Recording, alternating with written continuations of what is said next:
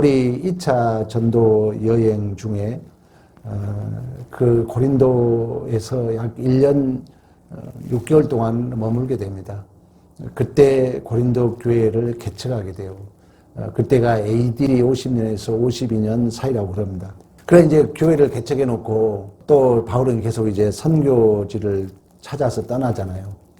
그러다 보니까 고린도 교회는 항구 도시였어요. 그러니까 이방 이 문화들이 자주 이제 들락거리는 그런 도시였거든요. 그러다 보니까 이제 다양한 그런 이제 종교, 철학, 또 세속 문화가 침투해 들어왔어요.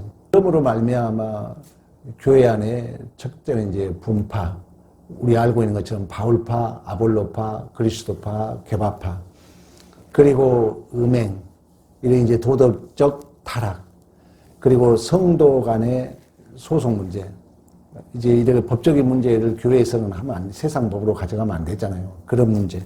또는 이제 결혼과 이혼 문제.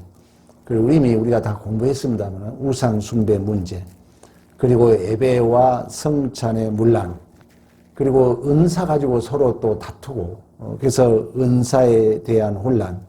그리고 부활이 있느냐 없느냐. 우리가 고린도전서 15장을 부활장으로 말씀했던 것처럼 이런 세속 문화가 물들기 시작한 것입니다.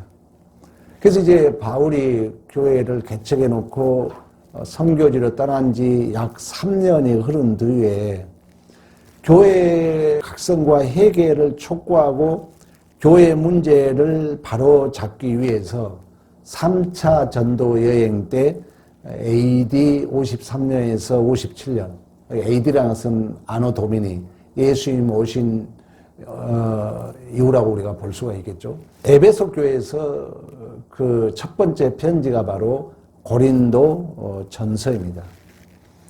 그런데 이제 고린도 전서를 발생한 직후에 교회가 더 좋아진 것이 아니라 더 악해진 거예요. 편지를 받고 나서 더 약해진 거예요. 그래서 이제 사도 바울이 어쩔 수 없이 급하게 고린도 교회를 방문을 합니다. 근데 고린도 교회를 방문했는데 그런 이제 모든 문제를 해결을 못해요. 그리고 성경에는 그런 얘기를 해요. 아픈 마음, 슬픔을 가지고 다시 고린도 교회를 떠나게 돼요. 그리고 에베소서에 머물면서 소위 이제 눈물의 편지를 보냈다 그래요. 그게 두 번째 편지예요. 근데 그 편지는 잊어먹었다 그래요. 그러니까 이 서신서잖아요. 이 편지가 이제 성경의 첫 번째 편지가 고린도전서고 두 번째 편지가 눈물의 편지고 이제 세 번째 편지. 그 눈물의 편지를 보냈는데 그 편지는 잊어먹었으니까 이 성경에 없죠.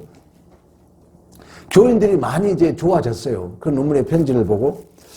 그러나 또 이때 다른 복음이 들어와요. 다른 복음이라는 것은 우리가 소위 윤리도덕주의나 율법주의, 예수가 없는 거짓 선지자들이 유혹을 해요. 그래가지고 이번에는 사도 바울을 넘어뜨리려고 그러는 거예요. 그래서 바울이 말도 잘 못하고 몸도 아프고 그러면서 그런 인간적인 조건을 가지고 야 무슨 저게 사도냐 이런 이제 사도권에 대한 이제 엄청난 문제가 발생을 하게 됩니다. 결국 바울은 그런 이제 사도권 확립을 위하여 우리 지난주 공부했잖아요. 내가 자랑한 것은 어리석다. 그럼 너희들이 자랑하니까 또 너희들이 무시하니까 너희들이 나를 억지로 자랑하게 만든다. 그러면서 바울은 나도 자랑할 것이 있는데 다메섹 도상에서 하나님을 만나고 3000층 천국에 갔다 왔다. 그러나 하나님이 더 중요시 여긴 것은 그게 아니더라. 나에게 가시를 줘서 내 안에 약함을 통하여 강하심이 드러나게 하더라. 그 말은 뭐예요? 내 안에 하나님이 드러나야 된다는 거예요.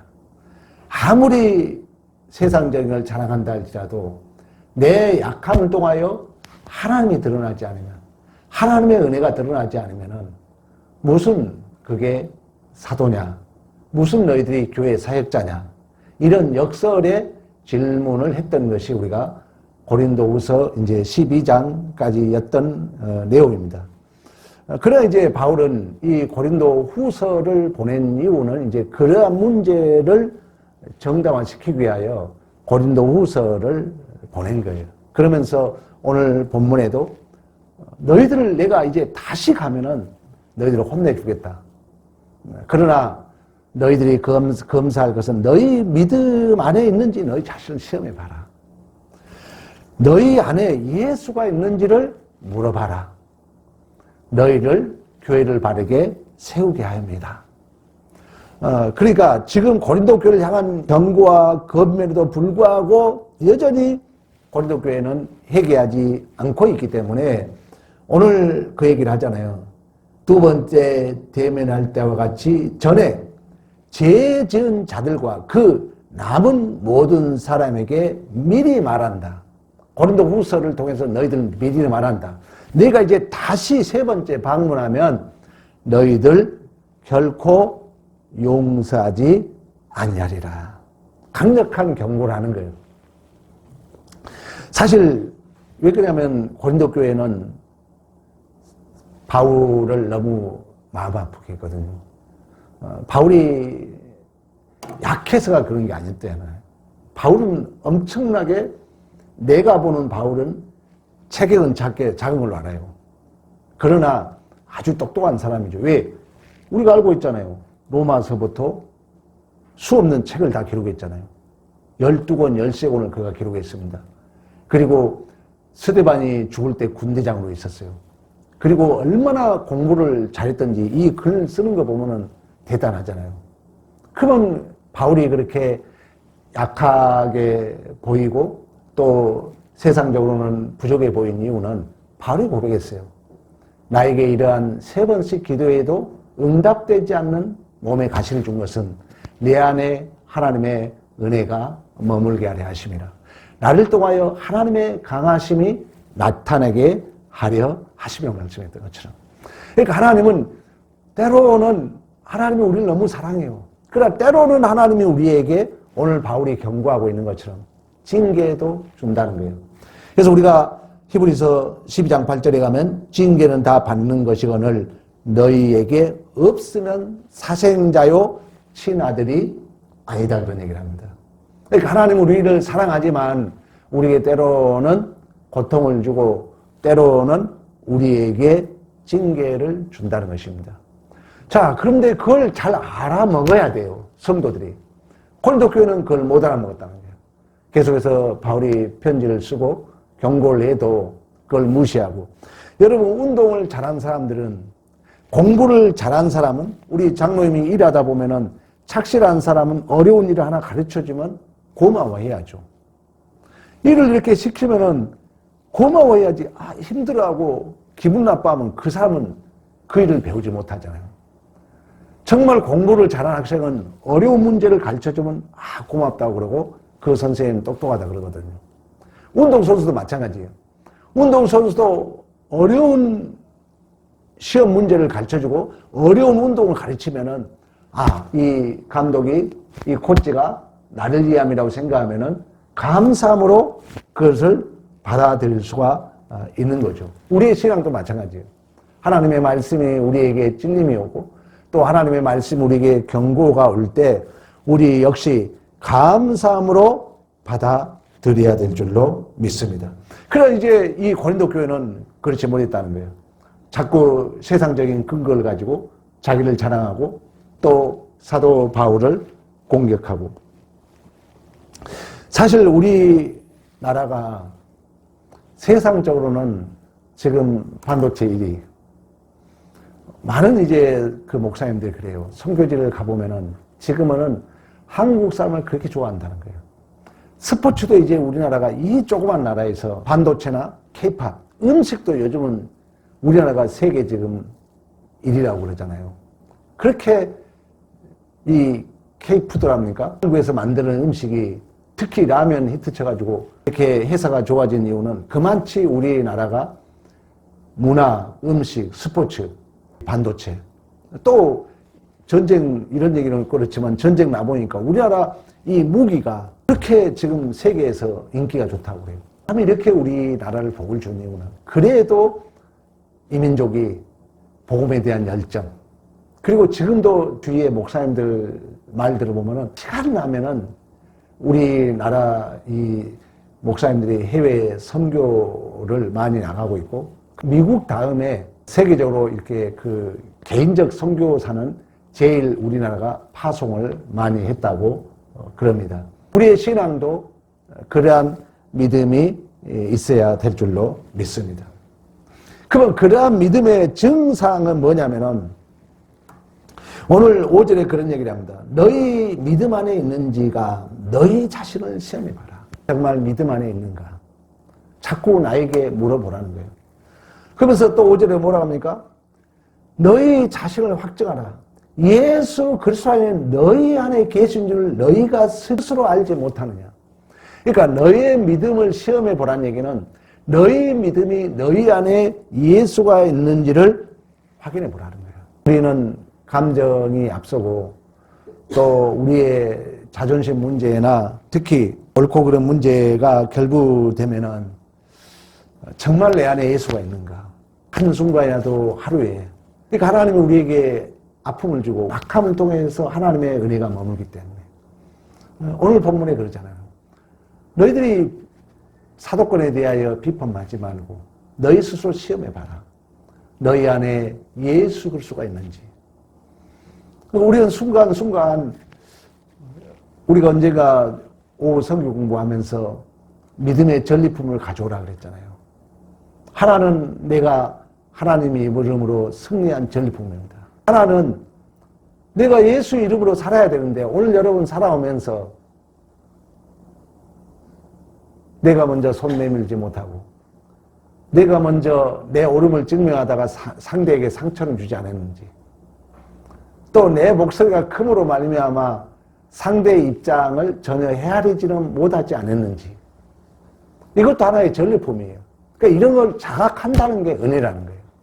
그래서 항상 우리는 내 존재와 인생이 너의 믿음을 시험해봐라. 너의 믿음이 예수가 있는지를 시험해봐라. 오늘 본문에 주신 말씀입니다. 그러면서 뭐라 합니까? 너희가 그 안에서 약하나 너희에 대하여 하나님의 능력으로 그와 함께 살리라. 바울의 참 그 신학 중에 중요한 게 뭡니까? 약할 때 곧 강함이라는 거예요. 하나님은 하나님의 능력을 우리에게 머물게 하는 방식이 우리에게 약함을 준다는 것입니다. 우리에게 아픔을 주고 우리에게 슬픔을 주고 우리에게 이해되지 않는 그런 억울함을 주고 그런 걸 줌으로 말미암아 하나님의 능력이 내 안에 머물게 한다는 것입니다. 절대 우리 인간은 성경이 그 일이에요. 여러분 출애굽하면서 신명기 8장에 뭐라고 합니까? 너희가 어떨 때? 풍부하게 될 때. 너희가 풍부하게 될 때 하나님을 잃어버릴까 염려한다 그러잖아요. 그런 것처럼 공부 잘하는 애가 어려운 문제를 주면은 감사함으로 그걸 받아들인 것처럼, 진정한 스포츠 선수는 감독이 힘든 문제를 줘도 힘든 훈련을 시켜도 자신을 이해하면 알기 때문에 그걸 기꺼이 받아들인 것처럼 신앙도 마찬가지라는 거죠. 하나님이 우리에게 문제를 주고 하나님이 우리에게 약함을 주고 하나님이 우리에게 어려운 문제를 주고 이해되지 않는 억울함을 주지만 하나님은 그러한 몸부림 속에서 하나님을 의지하게 하고 그 안에서 정말 내 안에 하나님이 머물게 하도록 하나님의 능력이 내 존재를 통하여 증거되도록 우리 하나님은 이끌어 가신 줄로 믿습니다. 그러니까 십자가라는 것은 이처럼 끝이 아니라 시작으로 십자가를 통과하는 자만이 십자가를 통과하지 않으면 예수의 모습이 드러날 수 없다는 거예요. 오늘 새벽에 그런 얘기 했잖아요. 내가 눈 떴느냐? 너가 맹인이었다면 죄가 없으려니와 네가 봄으로 말미암아 죄가 있다 그래요. 그래서 마지막에 뭐랍니까? 예수를 믿느냐? 내가 그다. 나를 보고 있느냐 물어요. 그러니까 우리의 구원이라는 것은 여러분은 어떻게 생각하십니까?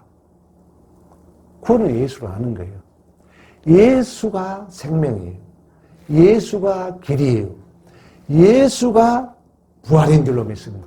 그러면 십자가를 통과한 자는, 십자가를 통과했다는 것은 세를 얘기하고 있고, 로마서 5장에 뭐라 합니까? 6장입니까? 예수와 연합해서 나면서부터 소경을 눈뜨게 하는 방법이 뭡니까? 침을 뱉어가지고 흙을 얘기해요. 이 침은 가장 더러운 걸 얘기해요.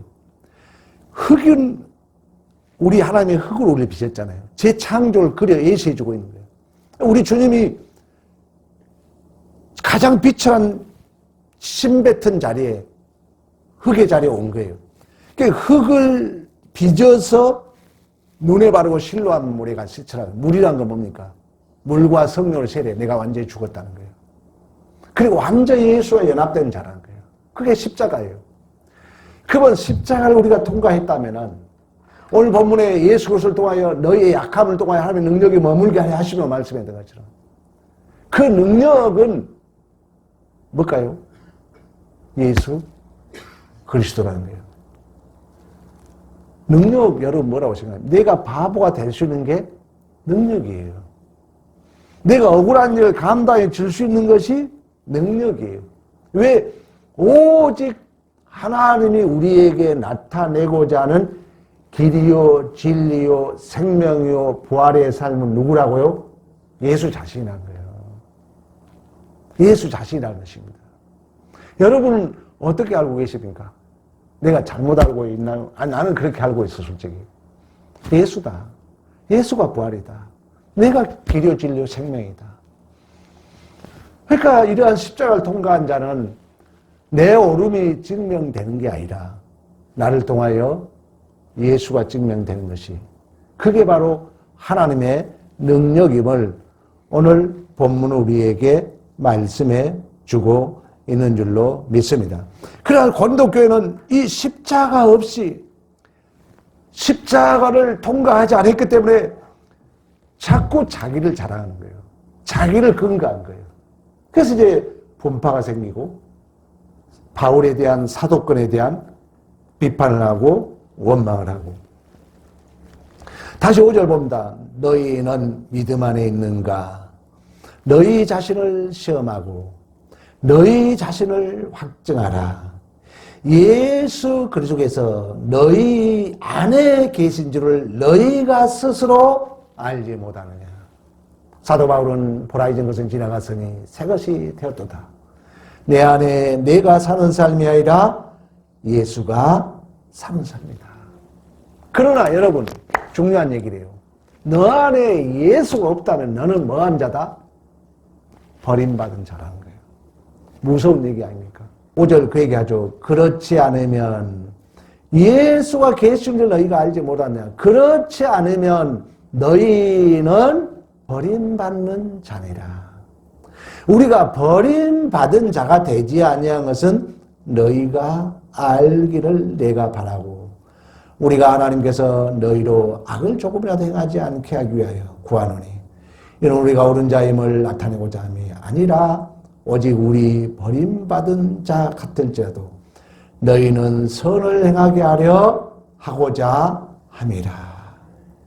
그 아름다운 덕, 선도 마찬가지죠. 최고의 선 뭐라고요? 하나님 자신이라는 거예요. 그렇게 되면 하나님을 보여준 실체가 누구라고요? 예수라는 거예요. 하나님 어떻게 봅니까? 그건 하나님을 보여준 자가 예수라면 예수의 생김새가 아니라는 거예요. 예수의 가지고 있는 이름은 뭐예요? 그의 전 존재를 얘기해요. 그건 예수의 성품, 예수의 인격. 그럼 우리 예수 하면 여러분, 우리가 꼭 막 힘으로 이긴 것만 아니잖아요. 용서해주고 참아주고 기다려주고. 이 예수가 너희 안에 없다면 너희는 버림받은 자다. 오늘 본문 얘기예요. 너희들은 이 선을 너희에게 행하게 하려 합니다. 그래서 우리의 삶이 항상 신앙생활에 있어서 내가 믿음이 있는 자인가? 믿음이 있다면 오늘 동격이잖아요. 예수가 너희 안에 있는 줄 알지 못하느냐. 바울이 보라 이전 것은 지나갔으니 새 것이 덧도다. 내 안에 내가 사는 삶이 아니라 예수가 사는 삶이라고 말씀드렸죠. 근데 예수의 삶을 살게 되면 우리 생각은 꼭 내가 억울해같이 보여요. 내가 바보같이 보여. 근데 그때 이제 누가 역사한다고요? 성령이 역사한다. 성령은 예수에 대하여 생각나게 하니까. 성령이 예수에 대하여 기억나게 하니까. 예수에 대하여 가르쳐주기 때문에. 그래서 성령의 능력을 우리가 경험하려면 우리가 그걸 경험해야 돼요. 매일같이 승리의 전리품. 오늘 또 예수 때문에 내가 한번 참아주고, 예수 때문에 먼저 등 한번 두드려주고, 예수 때문에 내가 먼저 미안하다고 말할 수 있고, 이게 우리의 승리의 전리품이죠. 또 하나의 전리품은 뭐라고요? 해놓고 보니까 후회스러워. 생각나, 예수가. 하나님, 내가 오늘 또 실패했군요. 이러이러한 부분이 있군요. 꼭 여러분 입으로 고백하라는 고백. 입으로 고백할 때 그 음성을 누가 들을까? 하나님이 들어요. 내 경험도 그렇고 많은 목사님들 얘기가 그래요. 하나님, 내가 교만했습니다. 이 말 한마디만 해도 내 안에 어느 목사님이 그런 얘기 하더라고. 큰 암벽이 깨진 걸 경험했다는 거예요. 그만치 여러분들이 입으로 고백하는 게 중요하다는 거예요. 하나님, 이런 부분은 내가 좀 그런 것 같습니다. 주님과 대화하라는 거예요. 성경에 얘기하잖아요. 마음으로 믿어 의에 이르고 입으로 신하여 구원에 이른다고 말씀했잖아요. 마음속으로 얼버무리지 말라는 거예요. 우리는 언어적 동물입니다. 내가 입으로 고백했을 때 나의 내가 작동합니다. 그리고 입으로 고백했을 때 무의식에서 의식으로 그게 끌어옵니다. 그러면 내가 치유가 나타나는 거예요. 입으로 고백하지 않으면 항상 이게 무의식 쪽에 잠겨 있으니까 내 상처는 더 깊어져요. 내 억압 속에 내가 더 잠겨요. 자기만 손해요. 치료가 안 되고 사람. 그러면 맨날 후회만 해, 그분은. 왜?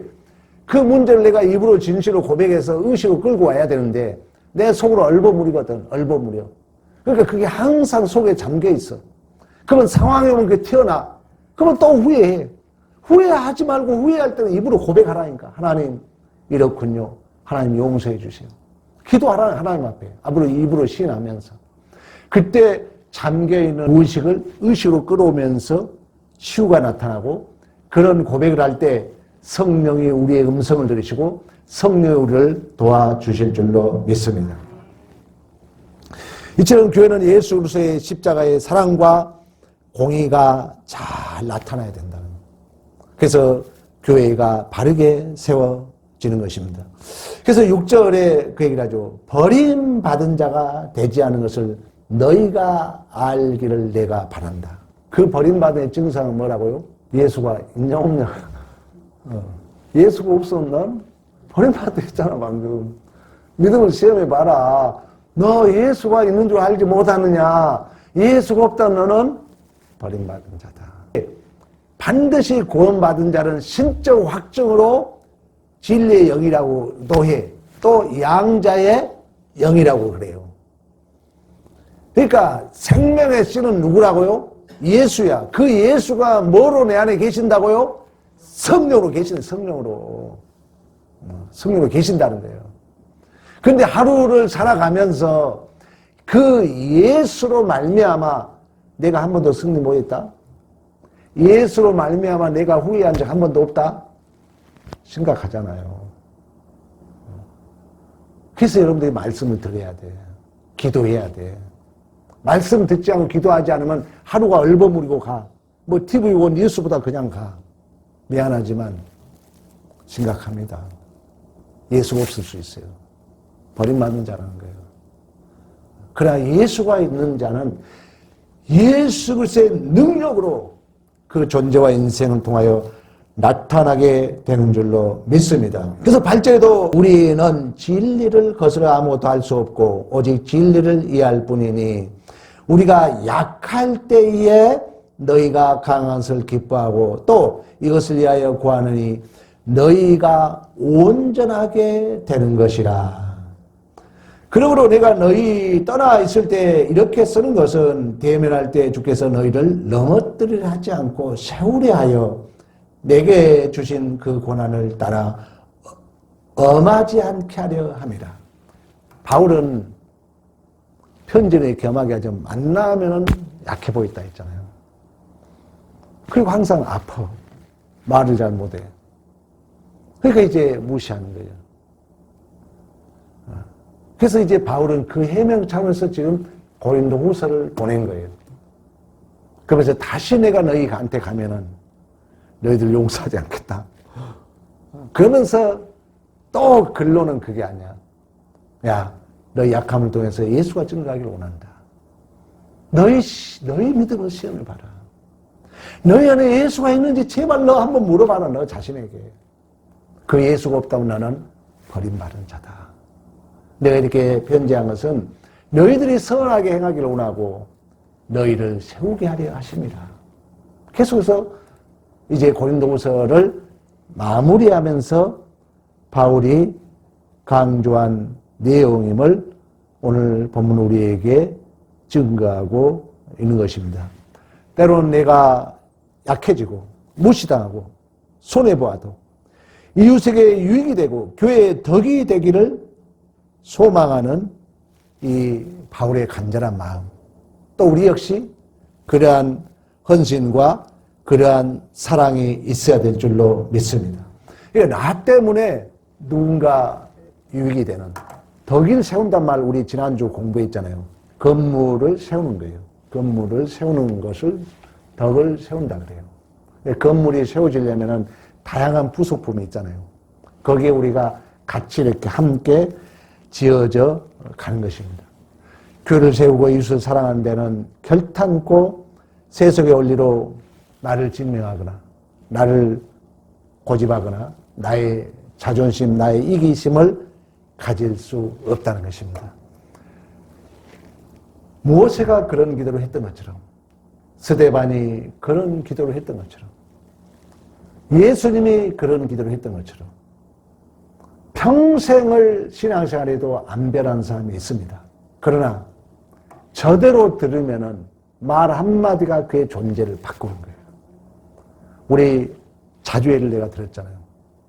유다 베너는 우리 주님이 아버지 저들이 죄를 알지 못하나이다.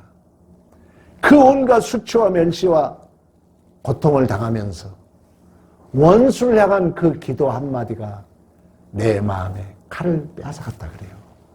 그리고 그의 존재가 완전히 변합니다.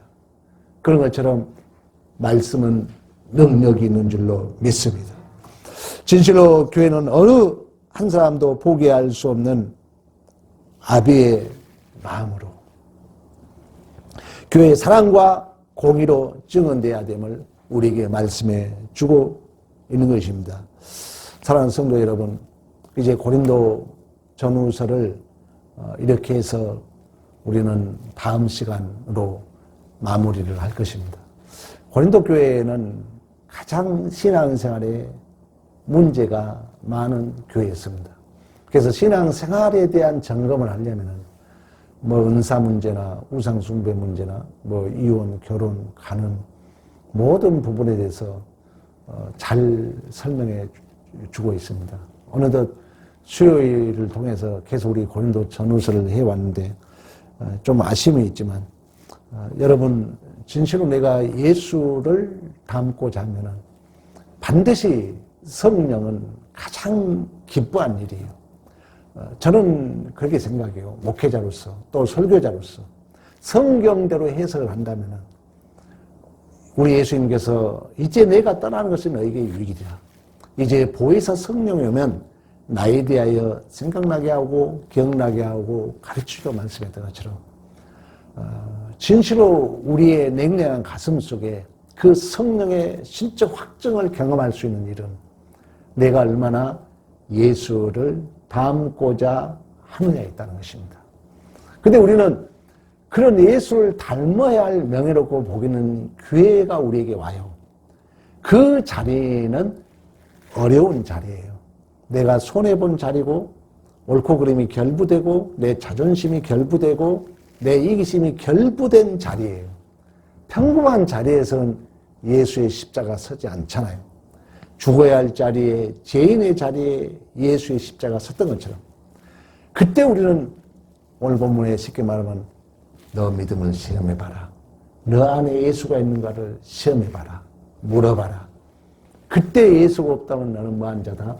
버림받을 수 있다. 엄청난 경고를 하고 있는 것입니다. 믿음이라는 것은 내 안에 침노하고 뚫고 들어와 계신 성령의 조명을 받고 있느냐 안 받고 있느냐 문제라는 것입니다. 근데 반드시 그 성령은 우리가 말씀과 예수 그리스도를 담고자 할 때 성령은 더욱더 우리 안에 충만케 역사할 줄로 믿습니다. 오늘 이제 고린도 후서를 어느 정도 마무리하면서 여러분 한 주간 살아가면서 10분이라도 오늘 본문에 그랬잖아요. 너희 자신을 시험해라. 너 안에 예수가 있는 줄 알지 못하느냐. 꼭 여러분들이 기억해야 돼요. 오늘 하루를 보내면서 그걸 경험 못했다면 잠자리 들기 전에라도 하나님 내 안에 예수가 계시죠. 오늘 내가 하루 살아오면서 한 번도 예수님이 계신 걸 의식하지 못하고 살았네요. 이렇게 입술로 고백하라는 거예요. 그러면서 다시금 예수를 내 안에 채우고 또 성령의 은혜를 경험하고 두 번째는 십자가를 기억하며 한 번이라도 먼저 용서하고 먼저 양보하고 먼저 내가 미안해 얘기하라는 거야. 우리 예수님이 그랬던 것처럼. 그때 상대는 충격을 받는 거죠. 세 번째, 오늘 10절에 말씀하고 있죠. 내가 떠나 있을 때 이렇게 쓰는 것은 대면할 때 너희 주께서 너희를 넘어뜨리지 않고 세우게 하려 하십니다. 교회를 세우게 하여